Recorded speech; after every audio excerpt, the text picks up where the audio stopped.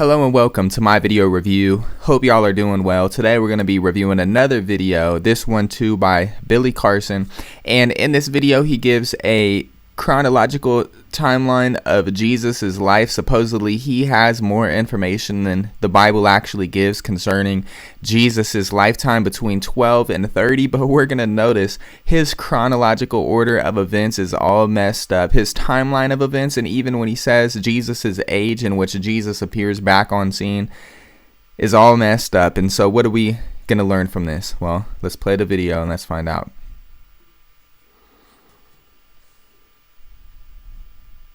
Just like if you read the Epic of Gilgamesh, you discover that's the true story of Noah's Ark in the Bible. They copied it from the Epic of Gilgamesh. It's not two separate stories, it's the same exact story being rewritten. So who was Jesus then? What is the story? I believe that Jesus, his real name is Yeshua. First of all, he was a real person that did exist. I've been to the house where he grew up in Egypt, because if you remember in the Bible, Jesus disappears from the Bible at the age of 12. You don't see him again until he's 32. He's gone. Where does he go? The Gospel of the Holy 12, which was left out of the Bible, has the answer.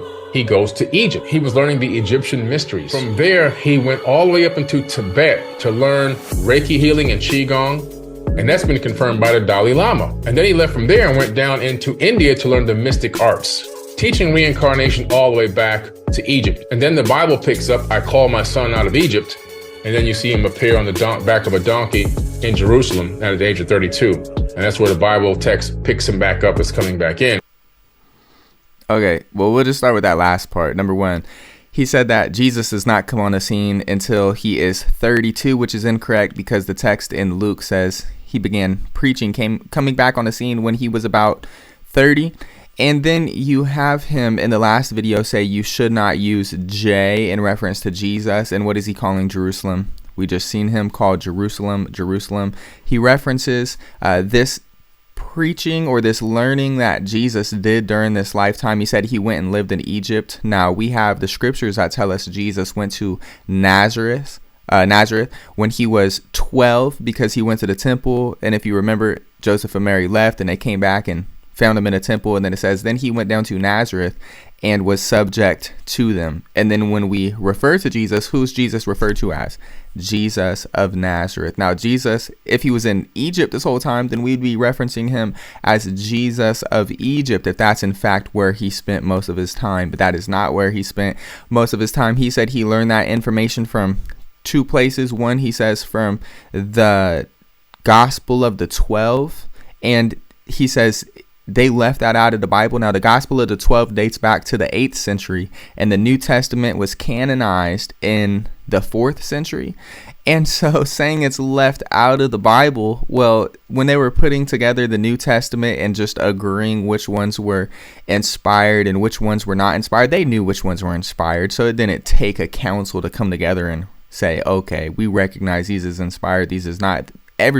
People knew what was inspired and what wasn't. But the point is that those letters of the Gospel of the 12 weren't written until the 8th century. So why does he expect them to be there when the New Testament's canonized in the 4th century? And number two, he says also these things we should trust because who revealed these things? The Dalai Lama. Now, if you are familiar with the news recently, the Dalai Lama is coming forth with all this video evidence of him basically being a pervert towards women and towards male children.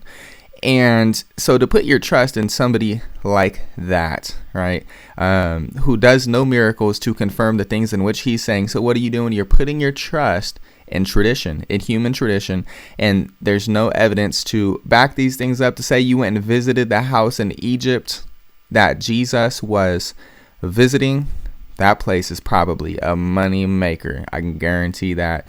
And there's no evidence that that is the house that Jesus dwelt in other than human tradition, word of mouth saying, oh, look, yeah, Jesus was staying there. Let's put some money there and allow and charge admission so that way people can come and visit that house.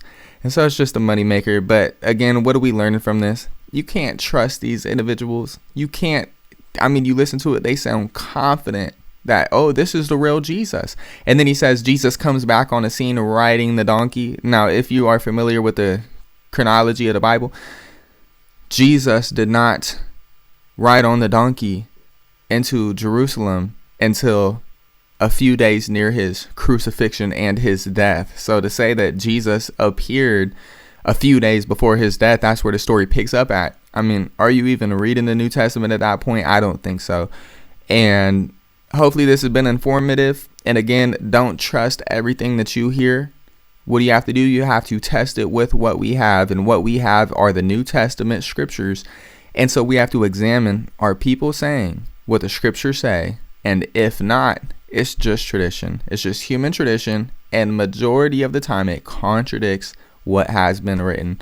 So keep studying, keep reading, keep teaching the true gospel of Christ in your community. May God bless you against false teachings and to have courage to stand up with the true teachings.